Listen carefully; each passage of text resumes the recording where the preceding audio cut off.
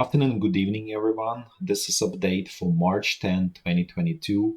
It's day 15 of the war, end of the date update.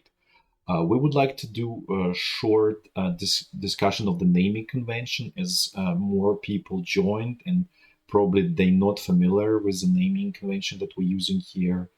So first of all, when you see letter D, that means division, and if you see letter T, it means tank division, right? So if you see M and then D, it means mechanized division. What mechanized division means is that it has usually one tank regiment, and usually that means about 90 tanks. And then also Russian tank divisions are not created equal. So for example, 90th Tank Division has 3 tank regiments, which means it has 270 tanks. And for example, 4th Tank Division has only 2 regiments, so it's only 180 tanks. A means like it's 20th Army, and it's a 8th Army here. Also, 2 AK and 1 AK means Second Army Corps and First Army Corps. These units, First Army Corps has about 4 brigades based on our information, and the Second Army Corps has 3 brigades in it. Then there are specialized units, like for example, 61st Naval Infantry Brigade, and there is 126 Coastal Defense Brigade. When we have here 11 AB and 31 AB, it means Airborne Brigade. Then we have here 141st Regiment and battalion called South.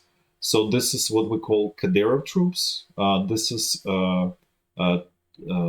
troops from Chechnya in Russian Federation.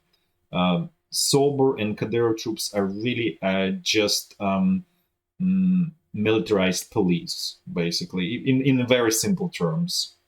Okay, now let's look at the situation and developments, starting from in a clockwise direction, starting from the north around Kiev. So it was relatively quiet west of Kiev, no major attacks, just positional fighting.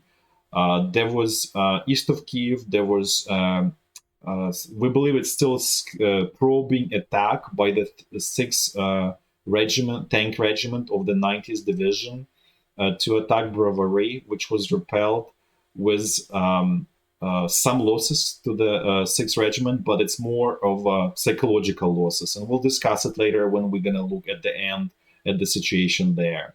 Now, it was Russian troops here still dealing with the logistical problems, and specifically the lack of fuel. In terms of Kharkiv here, there's no major fighting there, just shelling, artillery shelling, and rocket shelling of Kharkiv by Russian troops. Situation in Izyum is stable, no major fighting, and we will not mention it unless there are new developments there. There were weak attempts to attack Severodonetsk, which didn't go anywhere. Further down south, 150th Division is trying to take Volnovakha, with no major progress, and the same goes true for besieged Mariupol, where 150th Division is attacking it from south. Their major axis of attack is from south, but they still they got bogged down on outskirts of the city. Here there is this gap that's thinly defended by Ukrainian troops. We're sure that Russian troops also aware of it, but they don't have fresh troops, fresh units to exploit this gap here.